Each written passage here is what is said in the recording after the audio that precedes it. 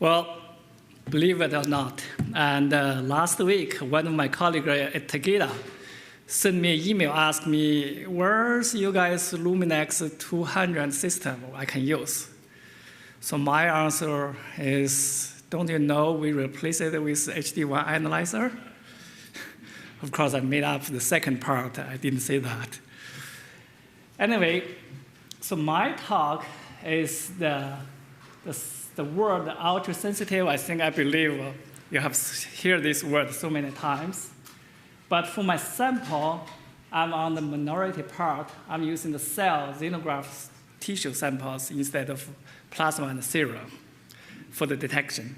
And this is a technology assay development and done by me and Mike Bemnick. So how many of you have seen this prototype? And this is where we started, I think, back to 2010 or 2011, when Quanterix is still in Kendall Square. We came here, actually see this totally naked instrument here.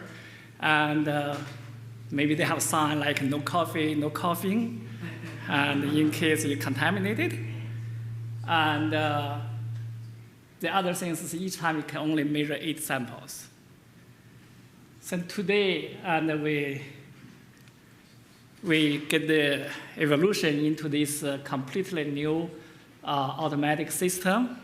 And this is so convenient that we can have this throughput in 96 well plate to do the analysis.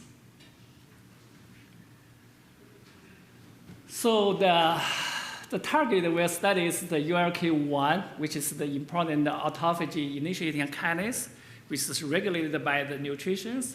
And with the starvation of glucose and amino acid, so the mTOR kinase being blocked, the activation, which releases the ULK1 activities, phosphorylated ATG13 and FIP200 to release the autophagy. So our interest is really to monitor the phosphorylation of the ATG13 and also the total ATG13, which is in the presence and absence of the ULK1 inhibitor for our drug discovery system. Now, this become a perfect target for this small study because most of the time when we do this program to monitor this phosphorylation, we do the IF assay, we can only use the overexpression cell line. And of course, when we try to do the endogenous switch in another cell line, we just cannot detect the phosphorylation ATG13. So then we started to use this Quanterix small system to develop this assay for this detection. First, they did single plex. Then later, we also tried the multiplex. So that's the 2 parts I'm going to present. Now, before I present the data, I just want to clarify a few things here. Now, first, for this antibody pairing, we have an alpha screening method we use to do a matrix pairing screening. So we can find which orientation, which pair work the best. Now, from there, we identify the CST total antibody. We can use this one pair as the bit capture to pair, fortunately, with both the anti-phosphor, the MAL96, our own antibody, to detect the phosphorylation. We also compare with another CST antibody for the total detection. So which is one bit can compare for both. And we have, of course, we have an overexpression cell lysate. We also have this endogenous in the A498 renal cell lysate.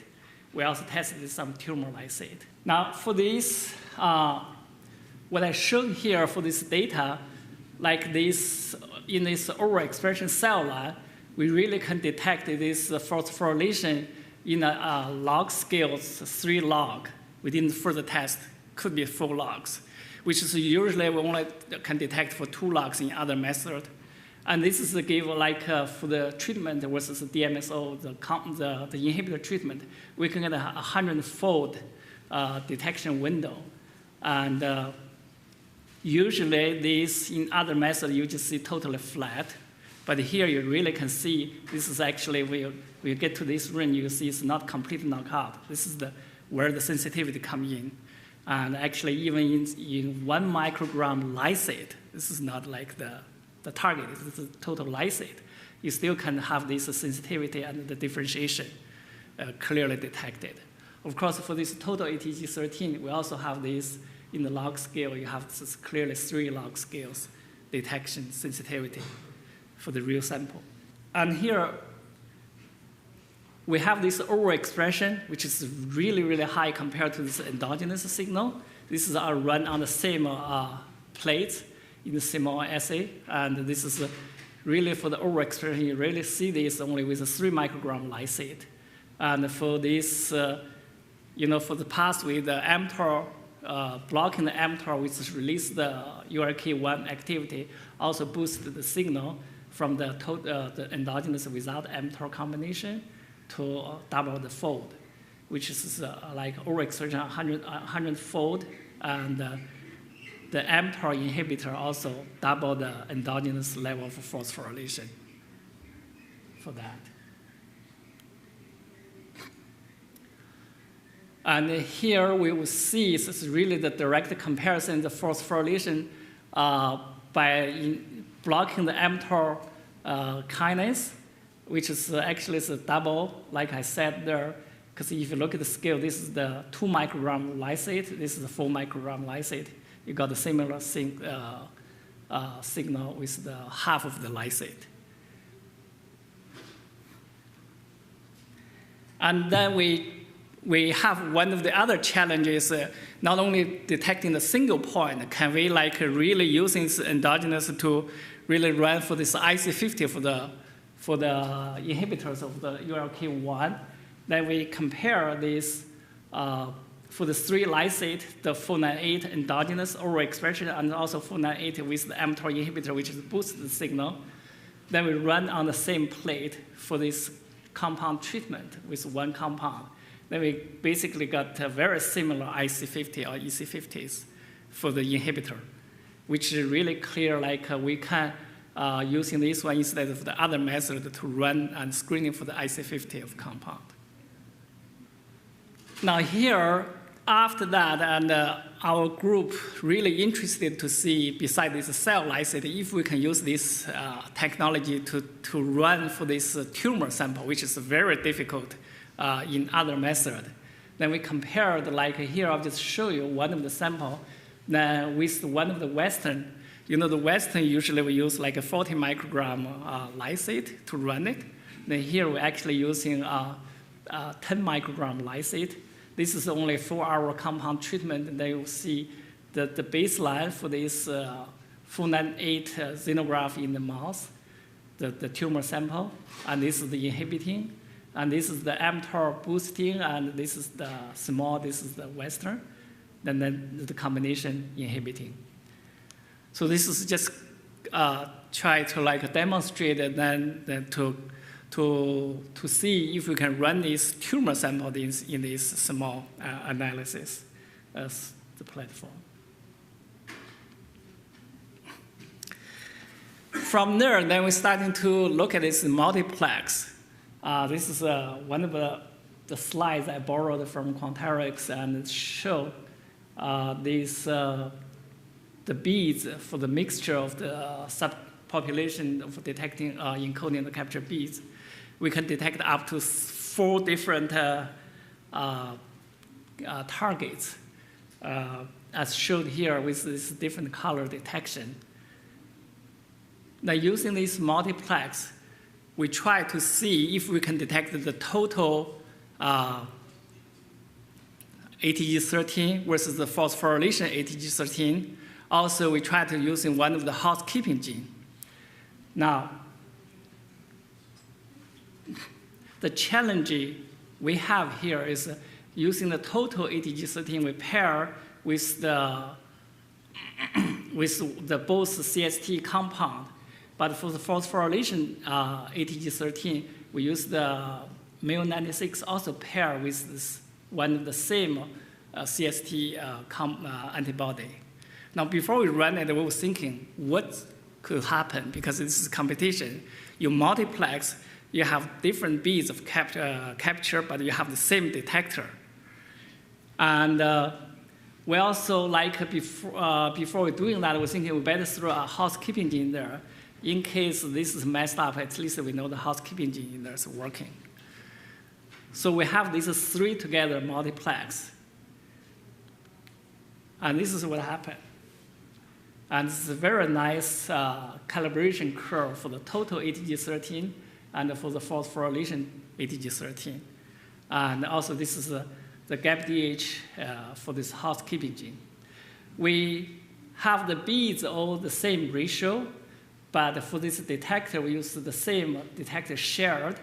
And when we use the GAPDH, we were thinking the housekeeping gene have to have a high expression level, so we reduce the detector to 1/5 of the other detector, which is shared by the 2 phosphorylation and the total ATG13. Now, once we run this, we were thinking on how to ratio them, because that's our interesting, because this way we can normalize the phosphorylation level. And the problem for us is we never have a purified phosphorylation ATG13 as calibrator. So we're basically using this total lysate loading as relative for the normalization instead of like the accurate normalization. By looking at this curve, we're starting to normalize using this AEB as the possibility. What we see here, then we see this is like using the total ATG to normalize the phosphorylation ATG using the AEB number. It seems working, and this is really normalized to the same level, except the last one, because that's probably lost the sensitivity to the area. But when we use the GAPDH, that's what you see, this normalization, like this. And here, probably because this also lost into the noisy. If you look at the previous slides, and here's the noise area for the GAPDH, because we use 2 load for the detector. Then we look at this and see what happened, why this one can normalize, this is not. And obviously, this is AEB is not a good way to normalize. And here, we're just lucky to normalize it to the same level simply because these 2 curves have similar slope.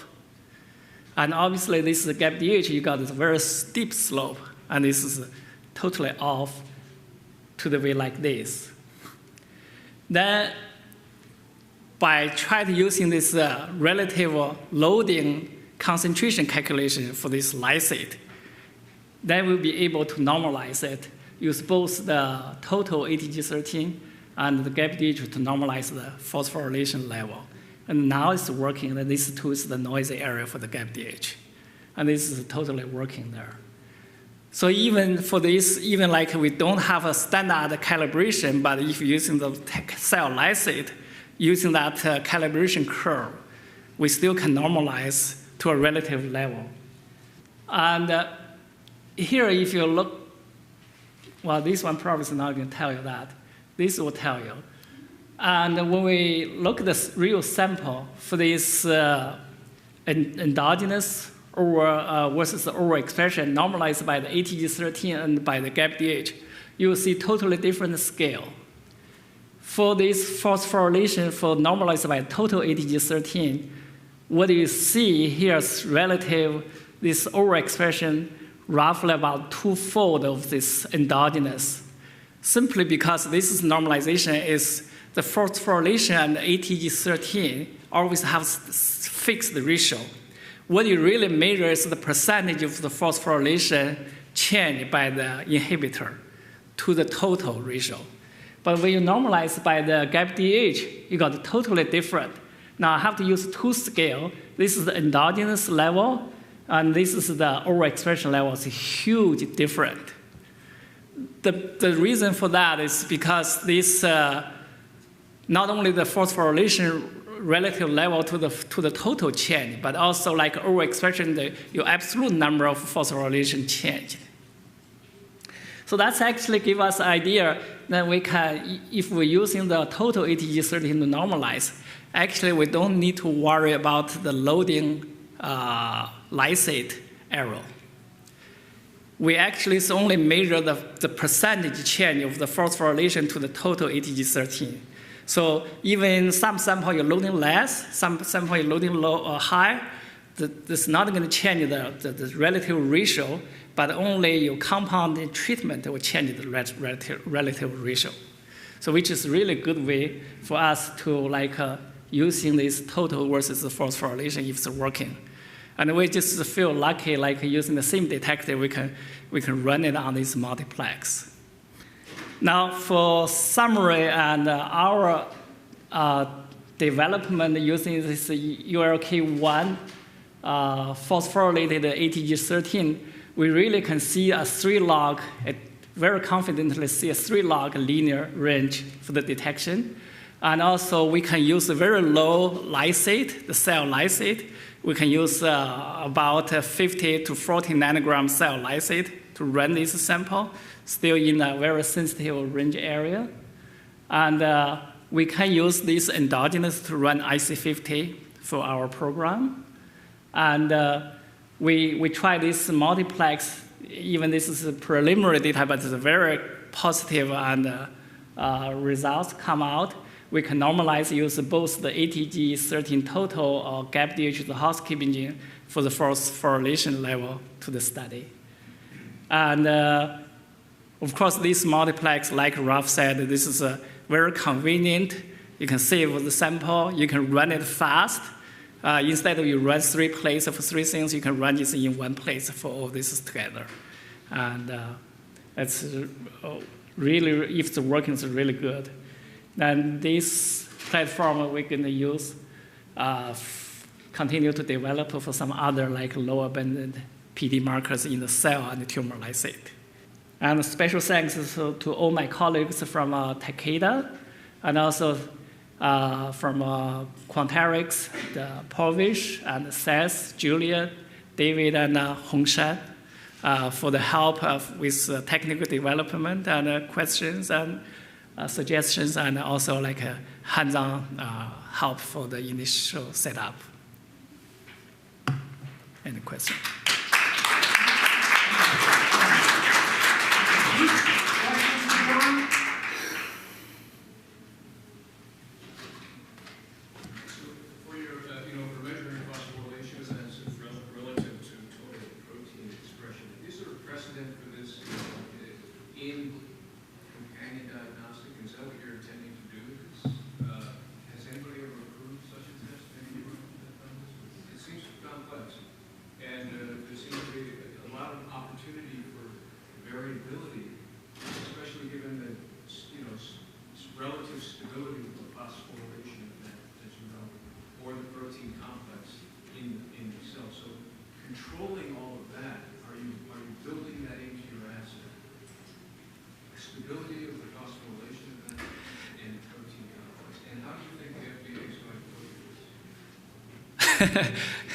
Yeah.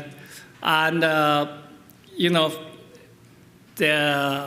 for the phosphorylation, the stability, that's the thing, and we don't know how to prevent. But the way we do it is for our sample, because we have whatever we're thinking we will standard do the lysate. We'll try to do the method consistent. So whatever the loss during the preparation, that will be hopefully the same percentage of loss. So each time when we do the sample analysis, we basically have aliquot we just use once. So we'll consider every other free salt, maybe it will lose some phosphorylation. Even we have this phosphatase inhibitor in there. It's always when we have the protease phosphatase inhibitor there. And this is really not for the diagnosis. This is our purpose for the drug discovery. I think I answered your question, hopefully.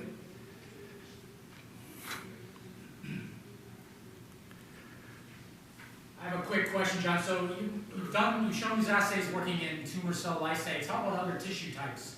Any experience there? Do you think the technology is valuable for other things? What do you mean other tissue type, like a direct sample? Yeah. This is a xenograft tumor sample, of course. We haven't done anything other than the cell culture and the xenograft tissue, this tumor. And of course, based on this, you can extend. They have possibilities to work, right? Yes, sure. No proof. Tried I have that. Okay, great. So do you have to try a lot of license buffers before you make this work? What? Do you have to try a lot of different license buffers before you make this work? Or? Let's see. We try probably 3 different license buffer. And we published the first part in there, so all the buffer conditions in the paper. So the thing is, because we use all this as a rabbit antibody, the buffer itself is one thing. Actually, the blocker, whatever in there, is very important. We found we add the rabbit serum in there, help a lot instead of other things. So this is the PBS buffer for these final results. One final question. So if you're going to move this assay into, let's say, a physical trial, will you use some kind of a calculated curve? Say what? If you move the assay to a clinical trial, would you incorporate some type of calibrated curve? That's probably going to be the case if you move to clinical trial. I think the challenge is not the total, not the housekeeping genes, really the phosphorylation. We have no way now, or I should say this way, I haven't tried enough to find a precise phosphorylation standard yet.